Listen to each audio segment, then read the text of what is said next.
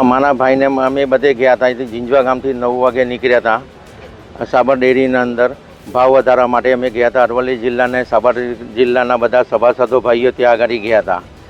ત્યાં આગળ ગયા પછી અમે કીધું ભાવ વધારવા માટે અમે બધા ત્યાં આગળ હાજર થઈને બધી રજૂઆત કરવા માટે ત્યાં આગળ ગયા હતા. ત્યાં આગળ ગયા પછી હુમલો થયો. હુમલા થયા પછી એ લોકોને ટીઆર ગેસ છોડી અને પબ્લિક ઉપર બધાના પર નુકસાન કર્યું અને અમારા ભાઈ ઉપર પણ નુકસાન થયું છે.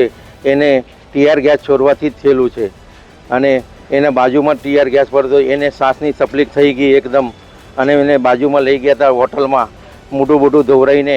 પછી ત્યાંથી અમે થોડી એક વાર બેસાડી અને એને અમે રવાના થયા. ત્યાંથી અમે કાનપુર ગામ આવતા હિંમતનગરથી કાનપુર ગામ આવ્યા. ડૉક્ટરે પ્રાઇવેટ ડૉક્ટર પાસે ગયા હતા. પ્રાઇવેટ ડૉક્ટરે અમને એમ જણાવ્યું કે તમે તાબડતોબ આ ભાઈને ઈડર સિવિલની અંદર રજૂઆત લઈ જઈ શકો છો.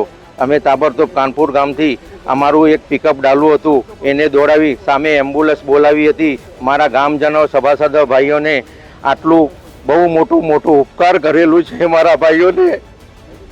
અને હું એટલું કહેવા માગું છું કે દરેક સભાસદ ભાઈ જરૂર પધારશો. અમે એને પોસ્ટમોર્ટમનો આ નિર્ણય લેવા માટે પોસ્ટમોર્ટમ કરાવીએ છીએ કે આને ટીઆર ગેસથી અને તકલીફ થયેલી છે. એના અંદર એના ભાઈને કોઈ પણ શરીરની અંદર કોઈ પણ રોગ કોઈ તકલીફ નથી. એના શા માટે થયું એને જાણવા માટે તમામ સભાસદો ભાઈઓ મારા ગામના અહીંયા હાજર છે. અત્યારે મારે તો મારા જે ગામના સભાસદો ભાઈઓ જે નિર્ણય લેશે મારે ફેમિલીને મારા ભાઈને સાથે એટલું જ મારું માન્ય રહેશે. શું નામ આપનું? મારું નામ છે દેવેન્દ્રભાઈ પ્રભુભાઈ પટેલ.